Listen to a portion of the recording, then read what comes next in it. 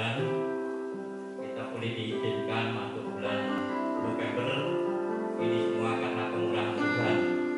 Oleh karena itu mari kita persiapkan hati pikiran kita untuk kita datang kepada Tuhan, untuk kita datang menyembah Dia, karena Dialah yang layak kita sembah dan kita puji. Sekali lagi kita tunduk kepala, kita berdoa kepada Tuhan. Bapa di dalam surga, kami mengucap syukur Tuhan, Engkau masih memberikan kesempatan, waktu buat kami untuk memuji dan menyembah Engkau. Oleh karena itu Tuhan, layakkan kami, kuduskan kami saat pagi hari ini, sehingga setiap pujian dan penyembahan kami saat pagi hari ini boleh berkenan di hadapan Engkau. Dan kami menyerahkan ibadah saat ini ke dalam tangan kuasa-Mu dari awal pertengahan hingga akhirnya.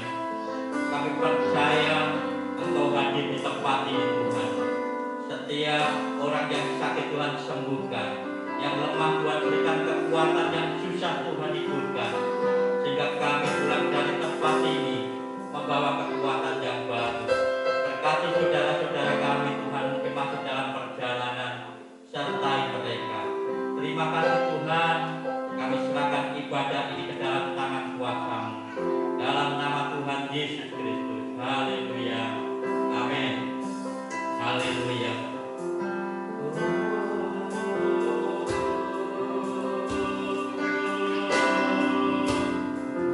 Mari sembah Dia. Tanggalkan setiap bebanmu kepada Tuhan. Lepaskan untuk menyembah Dia. Haleluya.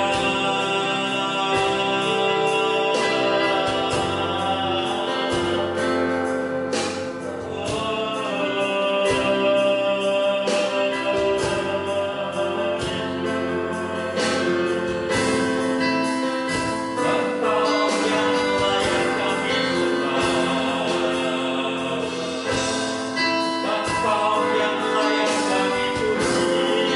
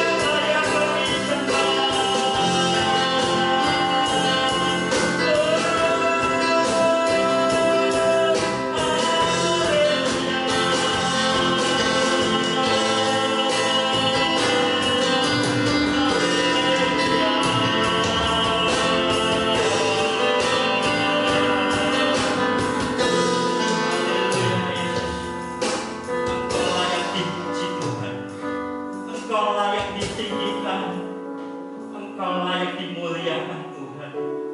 Haleluya. Terima kasih Tuhan.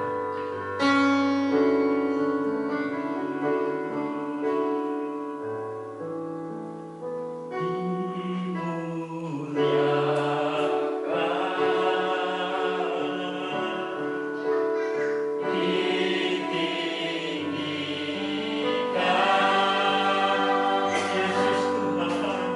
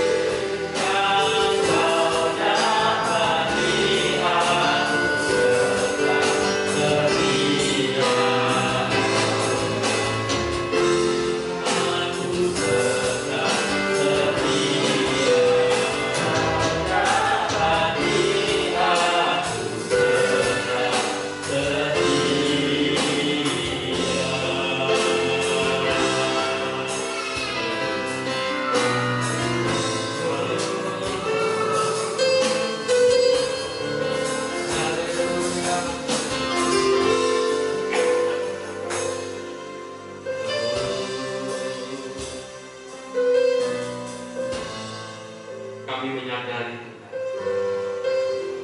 bahwa tatkala kami ada di dalam dunia ini semata-mata karena Tuhan.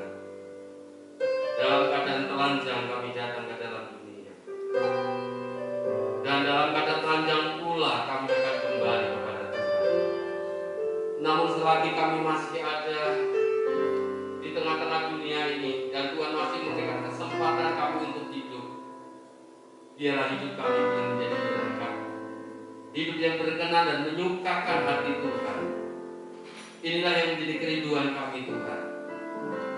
Kami sangat percayakan Tuhan bahwa Tuhan tidak pernah lalai untuk menepati setiap janjinya pada setiap kami. Biar pada pagi hari ini kami belajar untuk terus menyerahkan segenap kehidupan kami ke dalam Tuhan. Dan kami mau mendengar firman Tuhan. Sembunyikan hamba-Mu dan biarlah firman Tuhan saja yang sampai ke dalam hati kami untuk mengoreksi kehidupan kami. Terima kasih Tuhan, demi nama Yesus kami doakan. Amin. Silakan duduk Bapak Ibu yang berkati Tuhan. Shalom. Tak terasa kita sudah masuk di bulan November, dan 2 bulan lagi kita akan tinggal tahun 2001, dan kita akan masuk di tahun 2022. Saudara yang kasih Tuhan. Nah saudara, bentar lagi kita juga akan merayakan Natal, dan tentunya ada banyak pengalaman-pengalaman yang menggembirakan, memberi pengalaman yang menyedihkan, tapi biarlah itu menjadi sebuah pengalaman yang berarti di dalam setiap kehidupan kita. Saudara kasih Tuhan, pagi hari ini kami masih melanjutkan tema tentang besar belum tentu kuat, kecil belum tentu lemah. Di mana bagian yang pertama, pahit belum tentu tidak enak, manis belum tentu baik. Bagian yang kedua, hitam belum tentu kotor, putih belum tentu bersih. Lalu bagian yang ketiga, saudara kasih Tuhan, kaya belum tentu dermawan, miskin belum tentu kekurangan. Ya, karena memang itulah keadaan di dalam kehidupan kita, saudara kasih Tuhan. Acap kali kita hanya memikirkan sesuatu yang baik, sesuatu yang manis, sesuatu yang indah. Tapi belum tentu sesuatu yang manis, sesuatu yang baik, sesuatu yang indah itu baik menurut kita. Baik memang menurut kita, tetapi belum tentu baik menurut Tuhan, saudara-saudara. Namun segala sesuatu yang pahit, segala sesuatu yang tidak enak, segala sesuatu yang mungkin penuh dengan penderitaan, menurut kita itu tidak baik, tapi justru menurut Tuhan itu baik. Nah, saudara kasih Tuhan, besar belum tentu kuat, kecil belum tentu lemah. Kita akan membaca di dalam 1 Samuel 17 ayat 1 sampai 5 dan 12 sampai dan 13. Nah, ini sudah tidak asing lagi buat kita, saudara kasih Tuhan.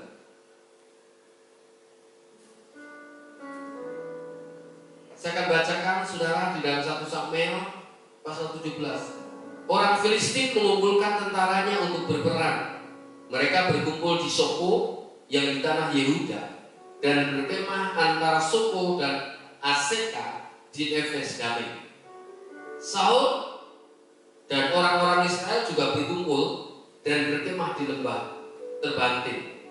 Mereka mengatur barisan perangnya berhadapan dengan orang Filistin.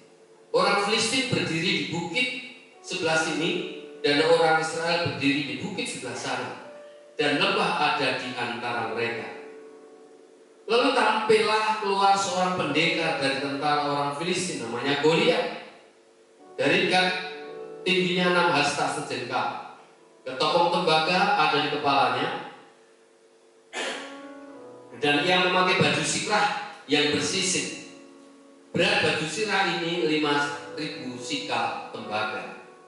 Ayat 12, Daud adalah anak seorang dari Efrata, dari Betlehem Yehuda, yang bernama Isai. Isai mempunyai 8 anak laki-laki. Pada zaman Saul, orang itu dan lanjut usianya. Ketiga anak Isai yang besar-besar telah pergi berperang mengikuti Saul. Nama ketiga anaknya yang pergi berperang itu ialah Eliab, anak yang sulung. Anak yang kedua ialah Abinadab, dan anak yang ketiga adalah Sama. Amin. Saudara-saudara yang kasih Tuhan, tentunya tidak asing perihal kisah perang antara orang Filistin dan orang Israel, di mana orang Filistin di bawah komandan namanya Goliat, besar, tentara hebat. Dia sedang mengatur bala pasukan tentaranya di pegunungan Soko, di perbukitan Soko. Sementara Saul juga mempersiapkan pasukannya di perbukitan Tebanin, dan ada sebuah lembah yang memisahkan itu, saudara kasih Tuhan. Nah, saudara kasih Tuhan, kita tahu bahwa Goliat ini adalah orang yang sudah terlatih dari masa mudanya menjadi seorang prajurit. Nah, tentunya saudara, dari peristiwa ini ada banyak orang beranggapan bahwa memiliki tubuh yang besar, tubuh yang berotot, tubuh yang kelihatannya sispek, wah itu kuat, itu hebat, saudara. Itu anggapan kita. Tapi kalau menurut ukuran manusia itu tidak standar, di bawah rata-rata, biasanya wah ini lemah, saudara. Coba saudara bandingkan. Suatu ketika saya dimintai tolong sama seorang jemaat Tuhan pada waktu itu, di mana dia minta tolong bahwa dia sedang berurusan di kantor polisi. Ada apa gerangan dia ada di kantor polisi? Dan ternyata saudara kasih Tuhan, orang ini baru saja menabrak seseorang, dan ternyata yang ditabrak itu meninggal. Dan saya langsung ke rumah sakit PKU pada waktu itu. Dan setelah saya lihat korbannya, saudara kasih Tuhan, badannya cukup besar, berotot, dan ternyata seorang binaragawan. Waduh saudara, badannya besar, saudara. Dan dia mengendarai sepeda motor Yamaha. Dan ternyata kesenggol mobilnya dan mengenai kawat tarikan listrik itu, saudara. Kawat laser itu di dalam tubuhnya itu tidak ada luka sedikit, hanya kena kawat, kalau bahasa Jawanya itu santan itu, saudara. Dan mati seketika itu, saudara. Gak ada luka sama sekali. Badannya besar. Dan ternyata meskipun badan besar, kena sentak yang nggak luka, meninggal juga, saudara. Tapi kita sering melihat sebuah video orang yang kelihatannya lemah, keserempet mobil, malah sehat alfiat masih bangun lagi, ketabrak motor lagi, bisa bangkit lagi, saudara. Betul, saudara? Kelihatannya kecil, lemah, ternyata malah kuat, saudara. Ini sebuah perbandingan. Saudara kasih Tuhan, ya, memang adalah gambaran secara fisik seperti itu, saudara kasih Tuhan. Tidak bisa dipungkiri. Itu ada sebuah realita di dalam kehidupan kita, saudara. Tapi kita lihat dan kita kembali kepada kisah tadi, saudara. Kita akan lihat menurut pandangan manusia, orang yang besar, orang yang kelihatannya terlatih, belum tentu kuat, saudara kasih Tuhan. Kita lihat, saudara, Saul menghadapi Goliat, tentu saja ketakutan yang teramat sangat hebat, saudara. Padahal Saul ini seorang pemimpin, seorang raja. Dari muda dia diurapi Tuhan, saudara. Wajahnya elok, tidak ada seorang pun di antara orang Israel yang lebih elok daripadanya. Dari bahu ke atas, Saul lebih tinggi daripada setiap orang sebangsanya pada waktu itu. Saul adalah anak Kis, dan Saul adalah keturunan dari suku Benyamin. Saudara, namun ternyata Saul menghadapi Goliat mengalami ketakutan. ketakutan yang teramat sangat hebat di dalam 1 Samuel 17 ayat 11 sampai yang 19:33 katakan demikian. Ketika Saul dan segenap orang Israel mendengar perkataan orang Filistin itu, maka cemaslah hati mereka dan ketakutan, dan sangat ketakutan. Saul dan mereka itu dan semua orang Israel ada di lembah terbanting tengah berperang melawan orang Filistin. Tetapi Saul berkata kepada Daud, tidak mungkin engkau dapat menghadapi orang Filistin itu untuk melawan dia, sebab engkau masih muda, sedang Goliat sejak dari masa mudanya telah menjadi seorang prajurit, terlatih, punya pengalaman, punya skill. Saudara, strateginya bagus Goliat itu. Dan Saul mengalami ketakutan yang teramat sangat hebat. Nah saudara, orang yang mengalami ketakutan biasanya apa saudara? Biasanya kata-katanya negatif, selalu yang terburuk yang terjadi di dalam dirinya. Itu yang seringkali terjadi di dalam kehidupan orang yang kata-katanya tidak beriman, kata-katanya negatif, tidak berani menghadapi resiko, tidak berani melangkah untuk menata masa depan, mengharapkan yang terburuk yang terjadi ketika kita, saudara, kata-kata kita negatif. Seperti Saul, kita tidak mungkin, mustahil mengalahkan Goliat. Ini disampaikan Saul kepada Daud. Daud kecil, siapa sih Daud? Nanti kita akan lihat, saudara. Tidak ada semangat, tidak ada gairah. Sudah kalah sebelum bertanding, kalah sebelum berperang. Itu yang sering terjadi di dalam kehidupan orang yang selalu negatif. Sebab itu kita harus buang kata-kata yang negatif.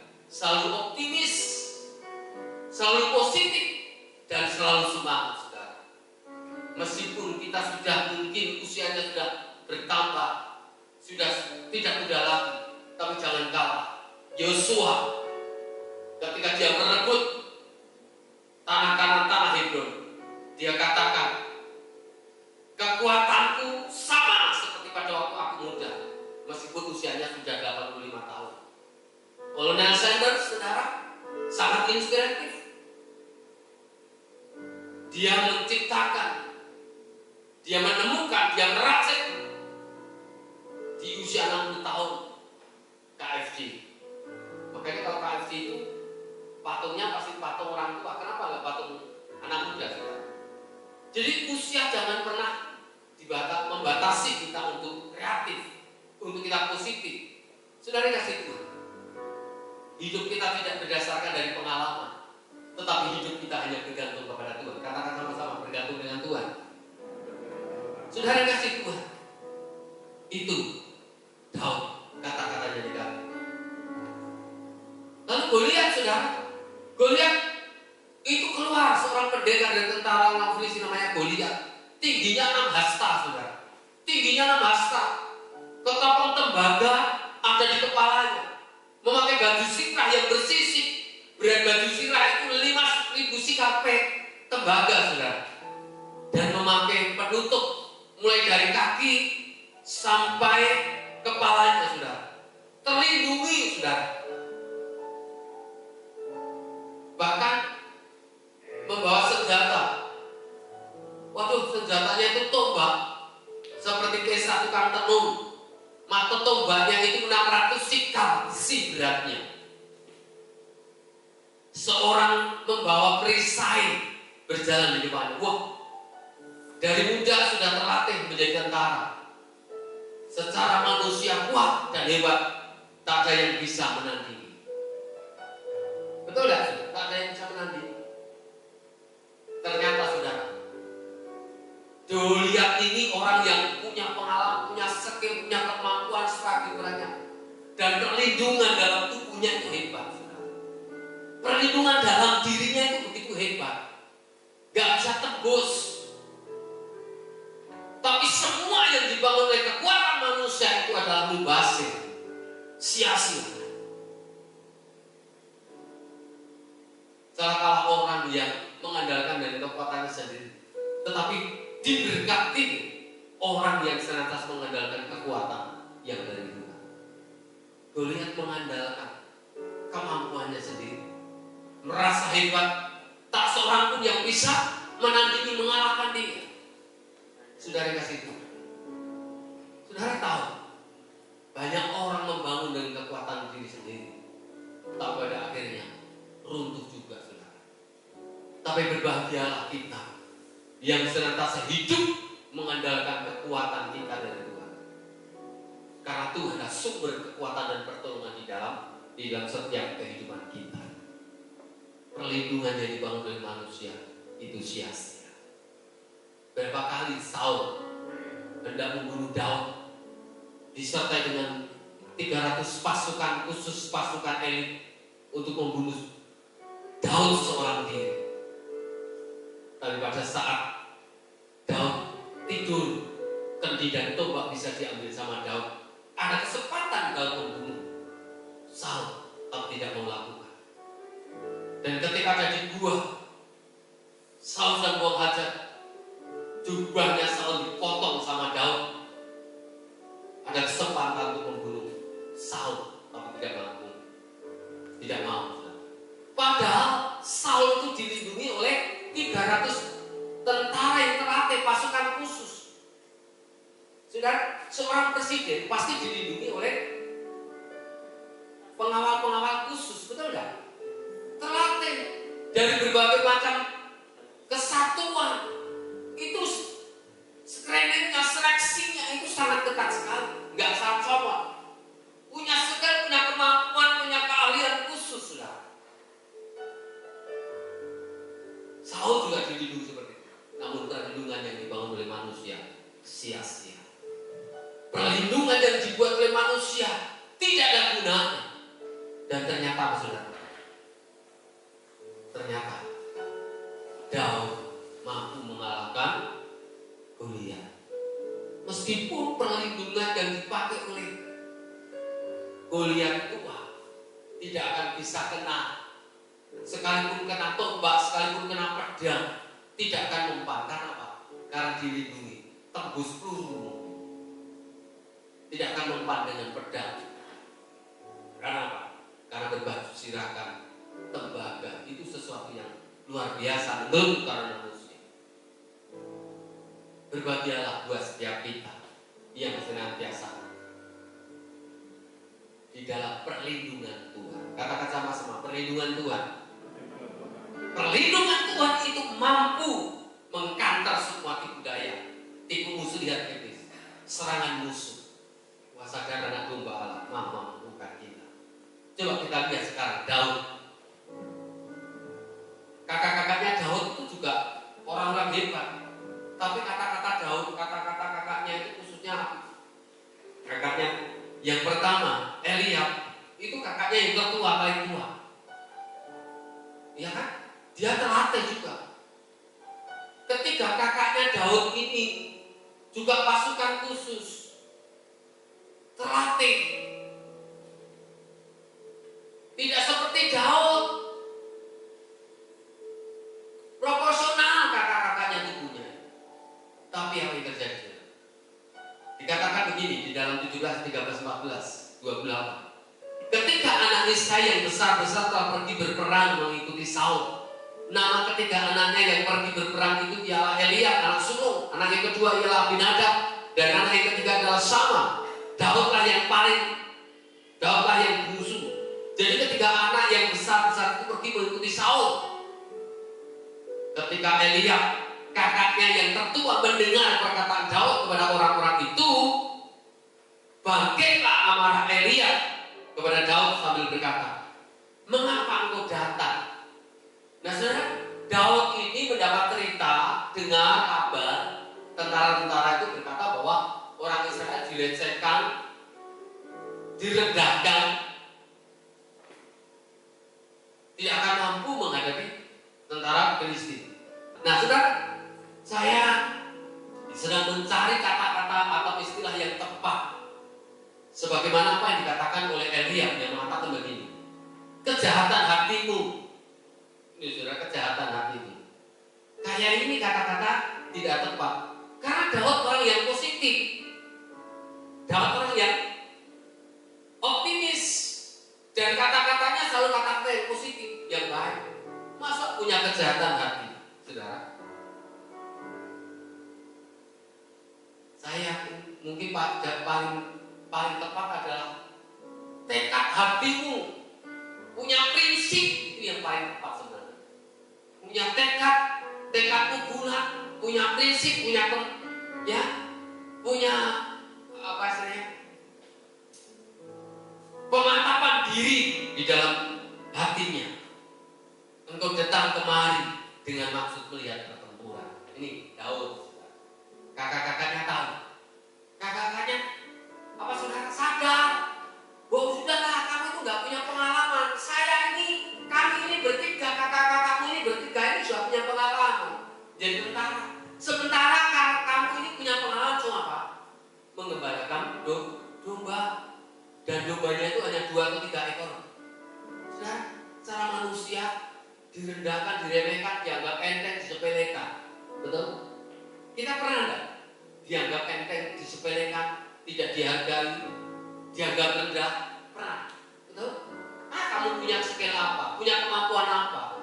Kamu itu bisa apa? Betul enggak, saudara? Bisa apa? Tapi bersyukurlah saudara kasih Tuhan. Ketika kita direndahkan, ketika kita dianggap remeh, ketika kita dilecehkan, kita harus bangkit. Bersama dengan Tuhan kita pasti bisa. Katakan sama-sama, bersama dengan Tuhan kita pasti bisa. Gak ada sesuatu yang mustahil, saudara. Nah, saudara, Daud adalah anak seorang Efrata dari Betlehem Yehuda yang bernama Isai. Isai mempunyai 8 anak laki-laki tadi disebutkan. Nah, pada zaman Saul orang itu sudah menjadi tua, dan ketika kakaknya menjadi panglima tentara. Nah, saudara, nama ketiga anaknya tadi sudah disebutkan, Daudlah yang bungsu. Jadi ketiga anaknya saat itu mengikuti Saul. Saudara, ini Daud dianggap remeh, direndahkan, tidak berani menyampaikan pendapat. Betul tidak? Kalau orang yang dianggap remeh, disepelekan, dipandang sebelah mata, berani tidak menyampaikan pendapat, menyampaikan keluh kesah kita kepada orang yang meremehkan kita? Tentunya nggak berani, kan? Minder, betul tidak? Kalau kita sudah dilecehkan, kita sudah dihinakan, minder, betul tidak? Nggak berani menyampaikan pendapat, pasti berdiam diri, tidak berani menyombongkan diri, menonjolkan diri, dan tidak berani menyampaikan apa yang ada dalam diri kita, potensi yang ada di dalam diri kita, meskipun tidak dihargai, dianggap sebelah mata, saudara. Saudara kasih tahu, saudara, bahkan di dalam 1 Samuel 17 ayat 34, 37, 45, 47, itu kata-kata yang sangat luar biasa. Ketika tadi Saul berkata, gak mungkin kamu bisa memenangkan. Berkatalah Daud kepada Saul, janganlah seseorang berkatalah Daud kepada Saul, janganlah seseorang menjadi tawar hati. Ini kata-kata Daud. Jangan menjadi tawar hati. Mungkin saat ini kita sedang menghadapi situasi, kondisi yang krusial, kondisi yang sulit. Jangan seseorang menjadi tawar hati karena Goliat, hambamu ini akan pergi melawan orang Filistin itu. Daud berkata kepada Saul, hambamu ini biasa mengembalakan kambing domba ayahnya. Apabila datang singa atau beruang yang menerkam seekor domba dari kawanannya,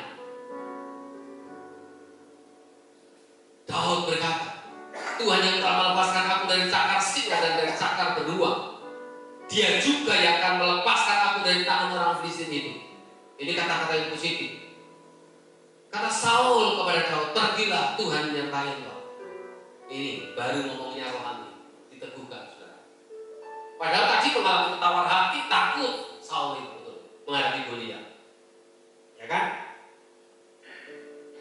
Mengalami ketakutan yang luar biasa.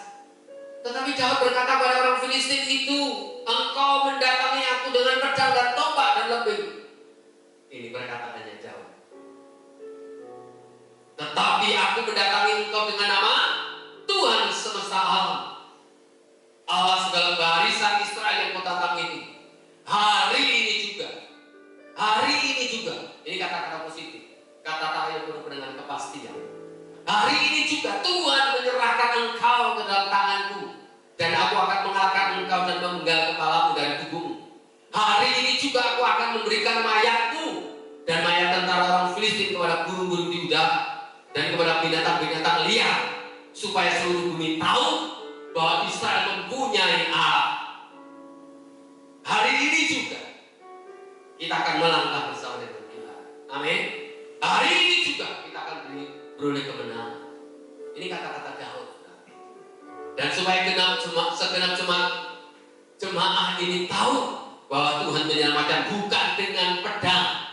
Tuhan menyelamatkan bukan dengan pedang dan bukan dengan lembing. Sebab di tangan Tuhan lah, katakan sama-sama, di tangan Tuhan lah pertempuran ini akan kami menangkap. Saat ini kita tidak tahu pergumulan apa yang sedang terjadi dalam hidup kita. Persoalan masalah apa yang sedang terjadi dalam hidup kita. Saudara, saya banyak pengalaman, tapi saya mau belajar tetap berserah sepenuh kepada Tuhan. Karena apa? Kalau kita fokus kepada persoalan masalah, justru kita membuat stres. Tapi justru kita mulai fokus kepada Tuhan. Fokus kepada Tuhan. Menyerahkan, semai. Sudah, Tuhan mau buat apa, terserah. Begitu loh saudara. Tuhan mau lakukan apa sih buat kita, terserah. Karena apa? Karena rencana Tuhan adalah rencana yang terbaik buat kita. Tuhan tidak pernah mereka-rekakan yang jahat buat kita. Tuhan mempunyai masa depan yang indah buat kita. Hari depan yang penuh dengan pengharapan. Jangan merasa berkecil hati, saudara. Daud kata-katanya positif. Hari ini juga kepalamu akan aku penggal dan mayatmu akan aku berikan kepada burung-burung itu. Bahkan orang-orang Filistin. Tuhan menyelamatkan kita bukan dengan pedang, bukan dengan tombak dan lembing, tetapi Tuhan menyelamatkan dengan kuasa-Nya buat kita. Amin.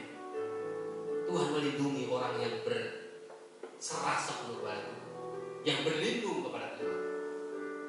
Tuhan tidak pernah membiarkan kita.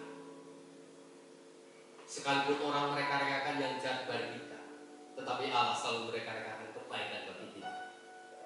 Saudara kasih Tuhan, Daud. Nah, sekarang caranya apa Daud memenangkan?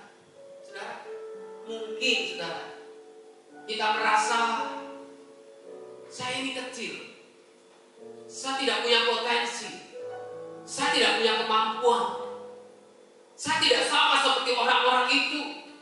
Mereka hebat, mereka kuat. Saya ini siapa? Saya ini bukan siapa-siapa. Sehingga kita menaikkan pujian, siapakah aku ini Tuhan? Betul? Jari biji matamu. Nah, saudara, kita sadar diri. Tapi kalau sadar diri berlebihan, itu namanya pesimis, saudara. Kita adalah anak-anak Tuhan. Kita adalah orang-orang yang sudah dipindahkan dari gelap kepada terang yang ajaib, dari hamba dosa menjadi hamba kebenaran, dari orang-orang yang tadinya bukan siapa-siapa sekarang menjadi anak-anak Allah. Itu sesuatu yang hebat, saudara. Jangan pernah berkecil hati. Mungkin di tangan saudara, tanganku tidak bisa berbuat apa-apa. Saya tidak bisa melakukan apa-apa. Gak ada sesuatu yang bernilai, gak ada sesuatu yang berharga. Sepertinya kecil, sepertinya hina, sepertinya dianggap sebelah mata. Tapi jangan takut, jangan berkecil hati, saudara. Lawan dikerjakan saudara. Daud mengambil sesuatu yang tidak berarti menjadi berarti. Mengambil apa? 5 batu kecil. Besar apa kecil, saudara? Kalau besar bisa mengikup pas kepala wajahnya Goliat. Tapi kecil, saudara. dipilihnya dari dasar sungai 5 batu yang licin dan ditaruhnya dalam kantong gembalanya yang dibawanya, yakni tempat batu-batu, sedang umbanya dipegangnya di tangannya. Demikianlah ia mendekati orang Filistin. Saudara, 5 batu kecil. Saudara, betul saudara, 5 batu kecil itu bisa bermanfaat enggak? Bisa berfungsi enggak? Bisa ada daya gunanya enggak, saudara? Ya paling untuk, kalau kita paling untuk melempar buah mangga, betul? Tetapi ketika 5 batu kecil itu ada di tangan orang yang disertai Tuhan, yaitu Daud, maka perlindungan yang dibangun oleh manusia itu, yaitu Goliat, tepat sekali, tembak sekali akan terjadi mengenai di jidatnya, saudara, dan tenggelam, langsung mungkin nyasar ke otaknya. Akhirnya Goliat terroboh. Sesuatu yang kecil, katakan sama-sama. Sesuatu yang kecil, katakan sama-sama. Sesuatu yang kecil, yang dianggap hina, yang dianggap tidak berguna, yang dianggap tidak bermanfaat, ketika ada di tangan Tuhan akan berarti, akan berguna. Amin. Saudara kasih Tuhan, mari kita belajar menyerahkan seluruh hidup kita kepada Tuhan. Mungkin kita bukan orang-orang yang hebat seperti orang-orang itu, saudara, tapi jangan berkecil hati. Kita punya nilai, kita punya harga di dalam setiap kita. Ketika kita ada di dalam tangan Tuhan. Apa sih artinya sebuah tongkat? Kayu. Tongkat itu kecil atau besar, saudara? Paling seperti ini, tiangnya menyanggai, saudara.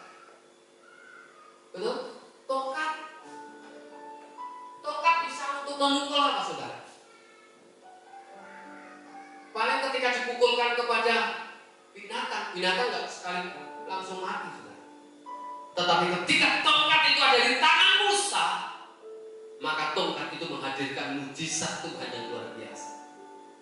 Ketika dipukulkan di atas gunung yang tadinya sulit dengan air, yang tadinya tidak ada air, maka gunung yang berbatu itu ketika dipukul oleh tongkat Musa, ada di tangan Musa karena Tuhan menyertai, karena Tuhan ada di dalamnya, maka bisa mengeluarkan air. Dan ketika tongkat dilemparkan, air yang pahit itu menjadi manis. Jangan anggap enteng, jangan anggap remeh sesuatu yang kecil. Barang siapa setia dalam perkara kecil, maka Tuhan akan tambahkan perkara yang besar. Saudara kasih Tuhan, apa sih artinya 5 roti dan 2 ikan? Untuk memberi 5.000 orang makan, bisa mengenyangkan enggak, saudara? Boro-boro 5 roti 2 ikan, memberi 5.000 orang. Untuk 10 orang saja pasti akan kelaparan. Tapi ketika 5 roti dan 2 ikan itu diserahkan kepada Tuhan dan Tuhan memberkati, maka bisa memberikan makan 5.000 orang itu sampai kenyang, dan sisa berapa? 12 bakul. Jangan anggap enteng sesuatu yang kecil, sesuatu yang kelihatannya tidak berguna, tidak bermanfaat. Yang besar belum tentu kuat, yang kecil belum tentu lemah. Justru yang kecil itu ketika kita ada diserahkan ke dalam tangan Tuhan, maka Tuhan akan memberkati setiap kehidupan kita. Saudara yang kasih Tuhan, mari kita belajar, saudara.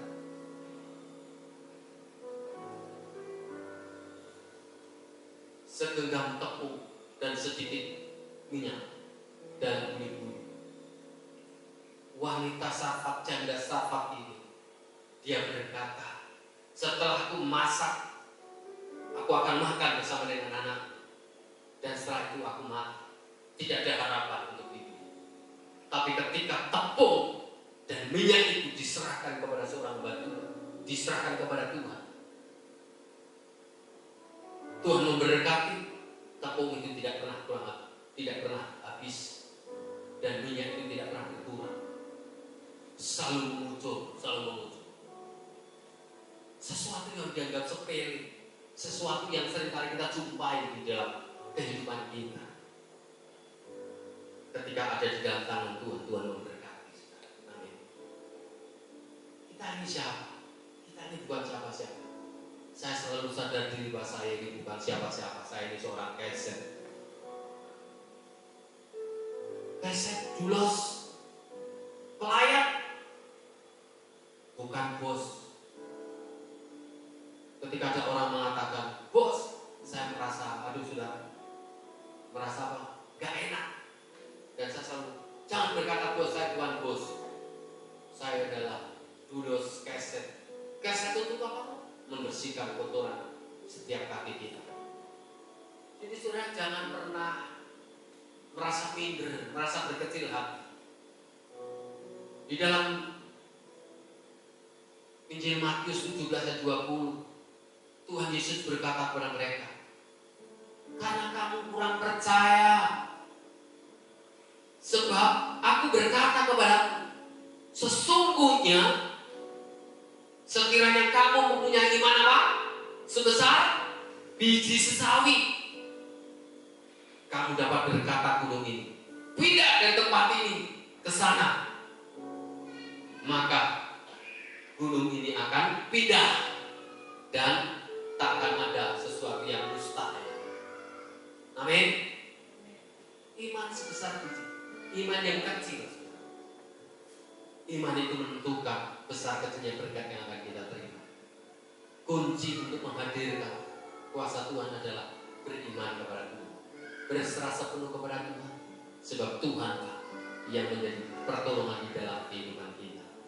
Sekecil apapun potensimu, sekecil apapun kemampuan yang ada di dalam diri kita, serahkan kepada Tuhan.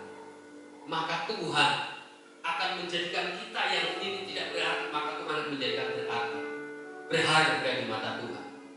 Ini sesuatu yang sangat luar biasa. Saudara kasih Tuhan, jangan berkecil hati. Serahkan seluruh hidupmu kepada Tuhan. Tuhan pasti akan campur tangan. Hidupmu berharga bagi Allah. Tiada yang tak berkenan di hadapannya. Dia ciptakan gambarnya. Sungguh terlalu indah kau bagi dia. Dia berikan kasihnya bagi kita. Dia akan relakan segala-galanya. Dia disalib untuk tebus dosa kita. Karena hidupku sangatlah berharga. Bunuh yang tertular takkan dibalas. Dia akan jadikan sungguh lebih berharga, sungguh yang telah pudar. Jangan jadikan terang untuk kemuliaannya. Mari kita berdiri Bapak Ibu.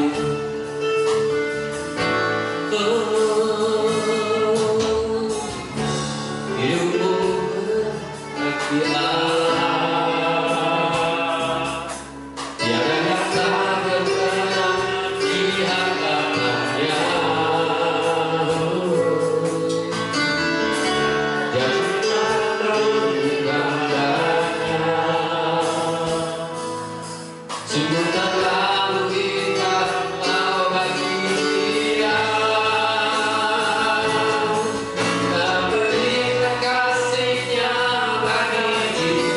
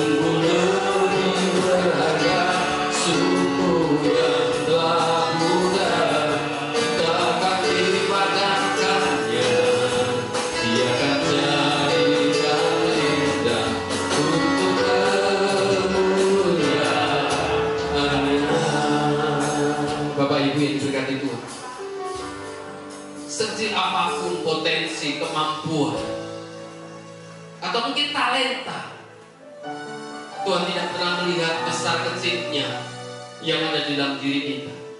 Tetapi setiap hati yang mau merelakan hidupnya untuk Tuhan. Mari saudara, ketika sesuatu yang kecil itu yang dianggap remeh, yang dianggap hina, yang tidak ada harganya, tidak bernilai, tetapi ketika diserahkan kepada Tuhan, sesuatu yang tidak bernilai itu menjadi bernilai. Ada harga, ada kuasa, dan sanggup mengalahkan musuh, sanggup menghancurkan lawan. Sebentar kita akan bersekutu dengan tubuh darah Yesus. Mari saudara, kita siapkan hati kita. Biar kami menyerahkan seluruh kehidupan. Sebentar kami akan bersekutu dengan tubuh dan darah-Mu. Tuhan, kami percaya melalui persekutuan dengan tubuh dan darah-Mu, kami akan diberkati. Kami akan boleh berkat. Sebab itu Bapak Ibu yang berkati Tuhan, mari angkat roti ini lebih tinggi dari kepala kita. Dan dengan firman Tuhan, saudara, sebab apa yang telah kuteruskan kepadamu telah kuterima dari Tuhan, yaitu bahwa Tuhan Yesus pada malam waktu Tuhan Yesus diserahkan mengambil roti, dan sesudah itu Tuhan Yesus mengucap syukur atasnya. Tuhan Yesus memecah-mecahkannya, inilah tubuhku yang diserahkan bagi kamu. Perbuatlah ini menjadi peringatan akan aku. Saudara, roti yang telah kita pecah-pecahkan ini adalah lambang persekutuan dengan tubuh Kristus. Jika engkau percaya ini adalah tubuh Kristus, mari kita makan berlima dalam nama Yesus.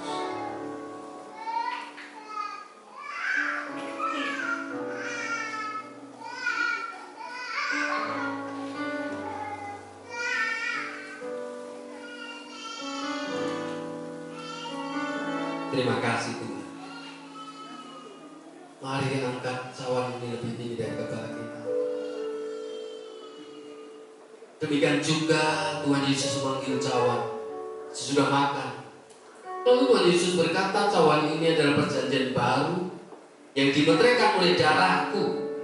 Saudara, kita semua sudah dimeteraikan oleh darah Yesus. Perbuatlah ini setiap kali kamu meminumnya menjadi peringatan akan aku. Anggur yang olehnya adalah lambang persekutuan dengan darah Yesus. Amin. Jika kau percaya, minum menikmati dalam nama Yesus.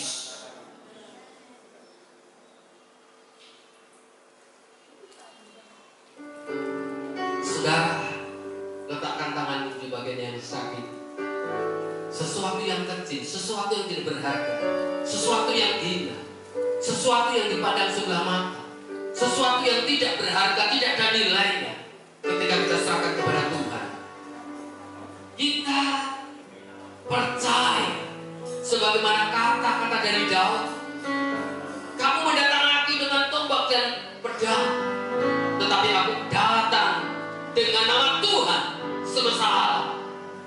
Tuhan yang menyerahkan, Tuhan yang memberkati, Tuhan yang campur tangan atas hidupku.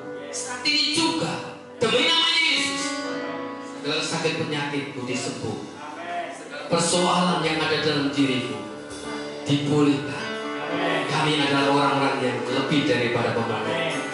Terima kasih Tuhan. Terima kasih Tuhan.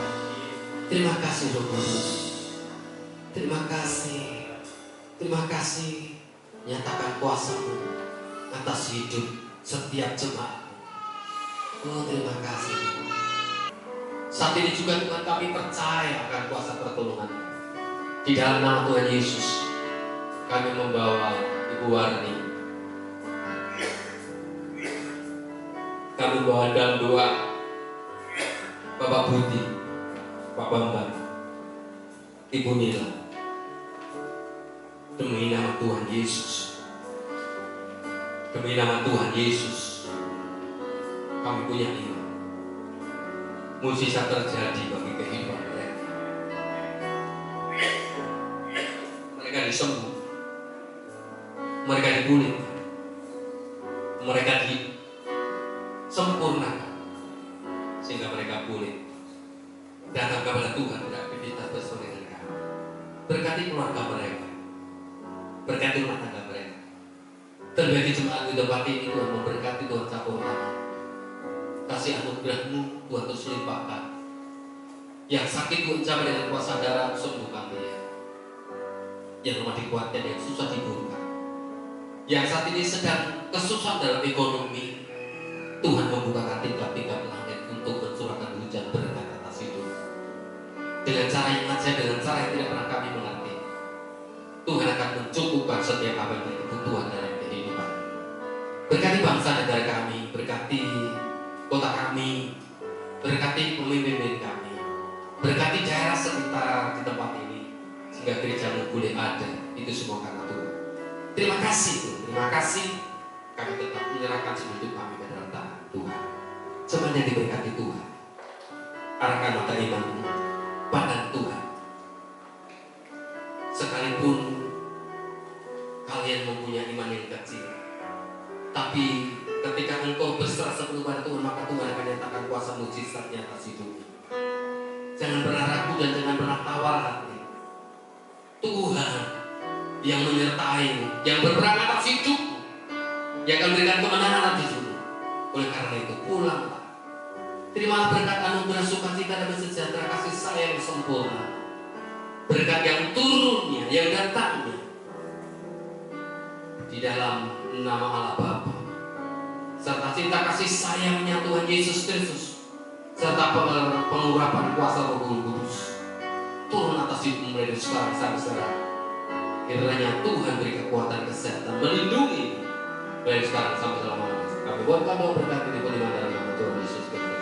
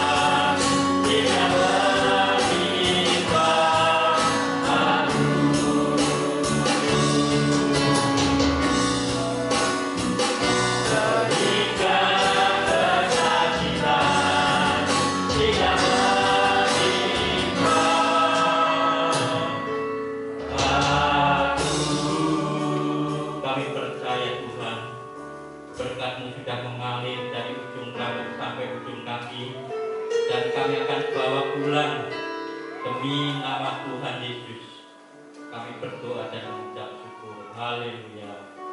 Amin. Selamat